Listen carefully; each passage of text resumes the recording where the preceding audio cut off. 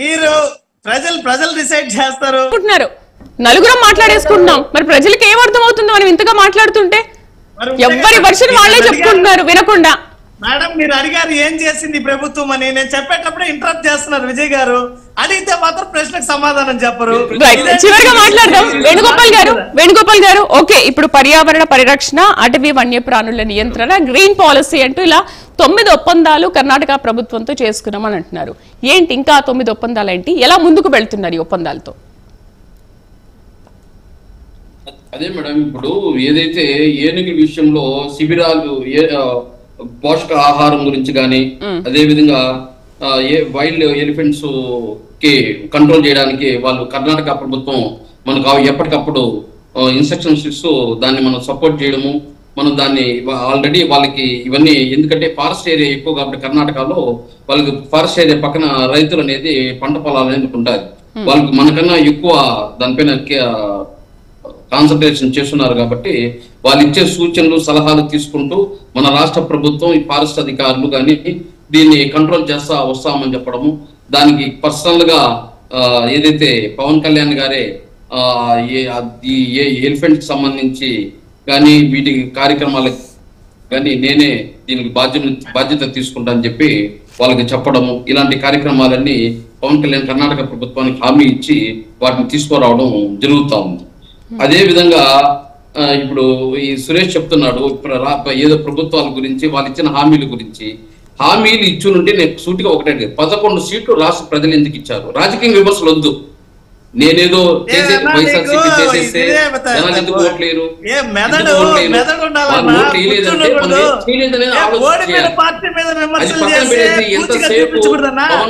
పవన్ కళ్యాణ్ ఏం చేశారు చేయకపోతే 11 చంద్రబాబు నాయుడు పవన్ కళ్యాణ్ పరిస్థితి కూడా ఉండాలి అంటే మన పరిస్థితి ఏమైంది? నువ్వు చెప్తున్నావు, ఇంటరప్షన్ చేస్తున్నావు. ఇప్పుడు నువ్వేం చేస్తున్నావు?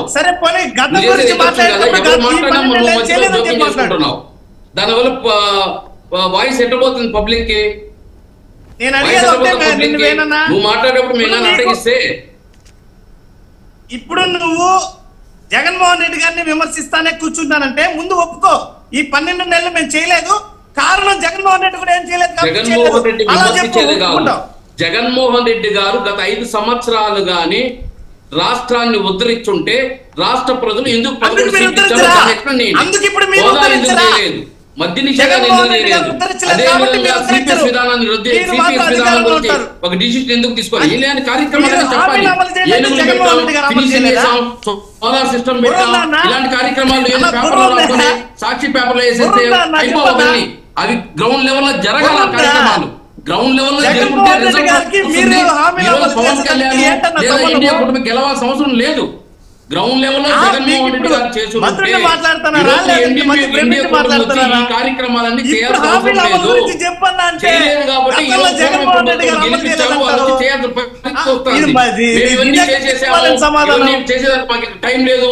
2 ఏళ్ళు కెరీర్ అయిపోయింది, 3 ఏళ్ళు మేము విమర్శించుకుంటా కూర్చున్నాము.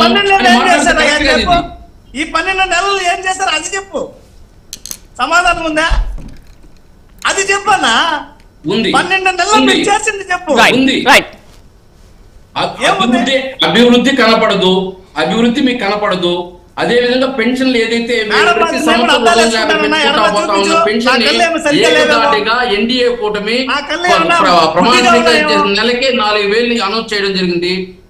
మేడం చెప్పా కదన్నా, అడిగావు కదా, వినే ఓపిక లేదు, వినే ఓపిక లేదు. కౌంటర్లు ఇచ్చే తప్ప ఇద్దరు మంచి మాట్లాడేది కూడా మనం వినాలి. అడిగావు చెప్తున్నా. రైట్ వేణుగోపాల్ గారు, రైట్ అండి. డిబేట్లో పార్టిసిపేట్ చేసినందుకు తిరుత్తని వేణుగోపాల్ గారికి, పసుపులేటి సురేష్ గారికి, అలాగే విజయ్ కిరణ్ గారికి, కార్తిక్ గారికి, రాజకీయ విశ్లేషకులు థ్యాంక్ యూ అండి. Thank you very much. అడవి ఏనుగుల దాడితో రైతుల పంటలకు, గ్రామీణ జనాభాకు కలుగుతున్న నష్టాన్ని